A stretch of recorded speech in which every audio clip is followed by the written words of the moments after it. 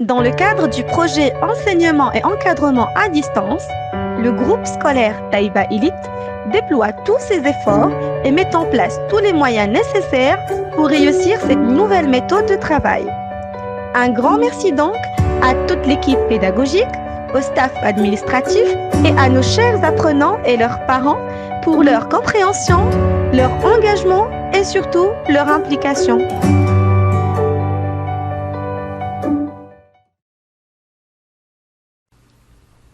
Bonjour mes chers élèves. Aujourd'hui c'est le jeudi 7 mai 2020. Avec la classe de la 4e année primaire, Madame Assimessiam. Donc on va faire aujourd'hui l'arrêt bilan de l'orthographe, la lecture et aussi l'arrêt bilan du vocabulaire. Alors on commence par l'orthographe. Alors, pour les leçons d'orthographe, on a fait le féminin des noms et des adjectifs en heure et les sons en, on et un écrit avec M devant M, P et B. On fait une petite révision des règles. Alors, le son 1, en général, les noms masculins en heure forment leur féminin en euse. Exemple, un chanteur, une chanteuse. Un vendeur, une vendeuse. Certains noms masculins, cependant, forment leur féminin en ris, comme un acteur, une actrice. D'autres encore forment leur féminin en s, comme un docteur, une doctoresse. Les noms masculins en ireur prennent un E au féminin, comme un supérieur, une supérieure avec E.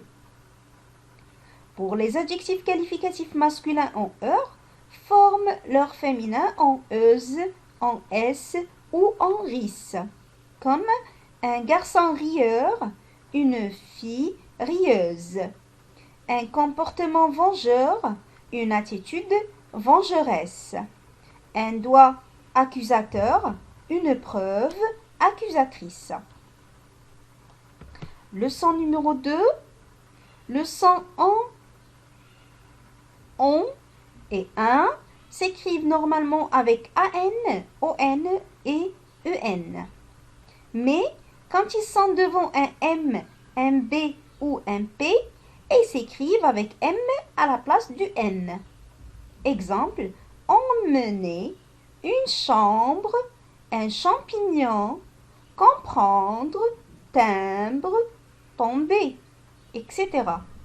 Mais il y a des exceptions pour les mots. Un bonbon, donc on écrit N même s'il y a le B. Une bonbonnière, aussi même s'il y a la lettre B, on garde le N. Néanmoins, il y a un M, mais on a gardé le N. Et un embonpoint, il y a un P et on a gardé le N. Voilà, donc les mots exceptionnels, c'est à retenir. Et on va passer aux exercices d'application.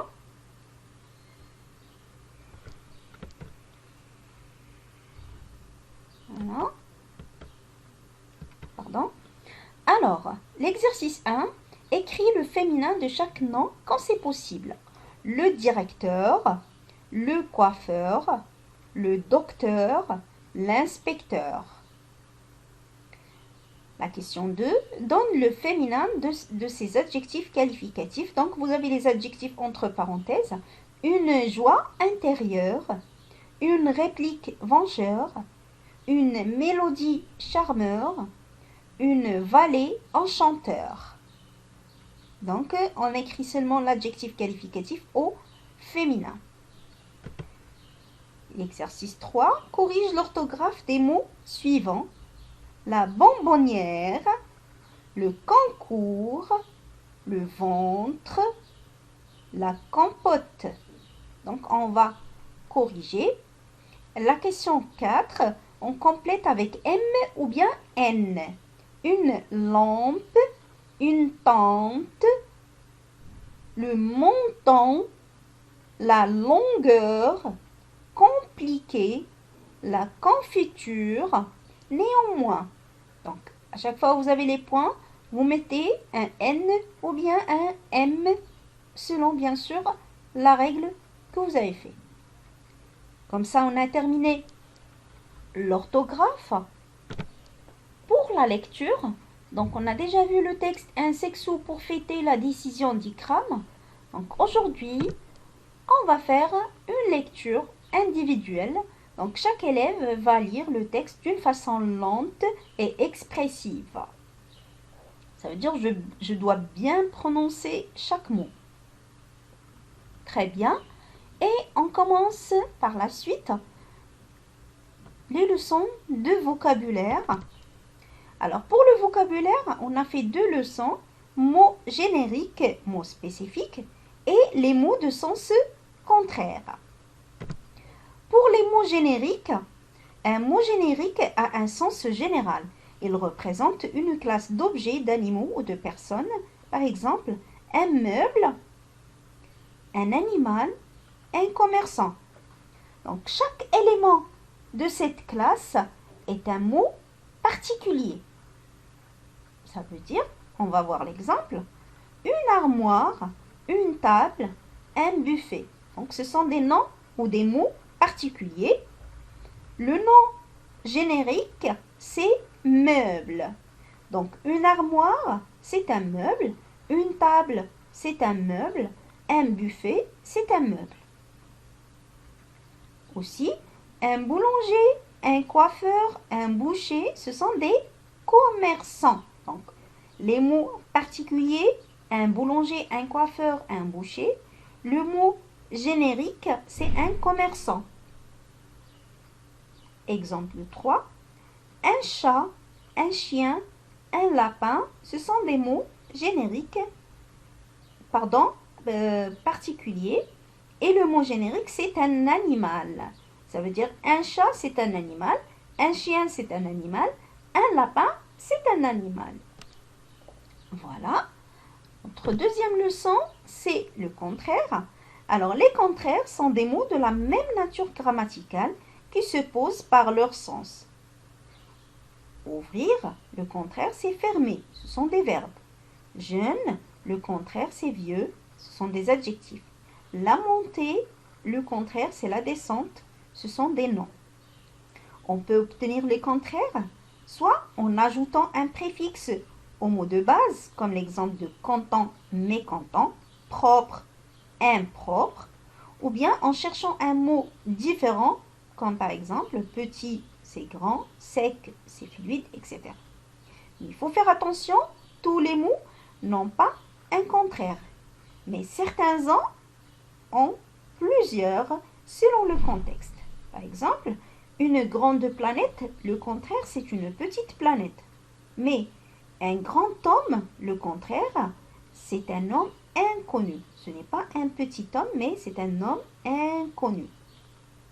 Voilà, donc il faut faire attention sur le contexte. Très bien. Donc comme ça, on peut commencer des exercices pour évaluer notre compréhension. Alors, l'exercice 1, trouve le mot générique. Alors, gants, bonnet, pull, pantalon. Quel est le mot générique de cette liste? Tennis, natation, rugby, football. Le mot générique de cette liste. Avocat, professeur, médecin, policier. Aussi, quel est le mot générique? La question numéro 2, complète chaque liste avec 2 mots de sens particulier. Donc, vous allez trouver le mot générique et un mot particulier et vous ajoutez 2 autres mots particuliers. Meuble, table, etc. Légumes, aubergines, etc. Payer, Maroc, etc. Donc, c'est à vous de compléter par des mots particuliers. Voilà. La question 3, trouve pour chaque mot de la liste un mot de sens contraire, content, agréable, une montée, sortir. Écris le contraire des mots en gras. Mon cartable est léger. La réponse est fausse. fais tes devoirs avant le dîner. Mon frère aime les jeux vidéo.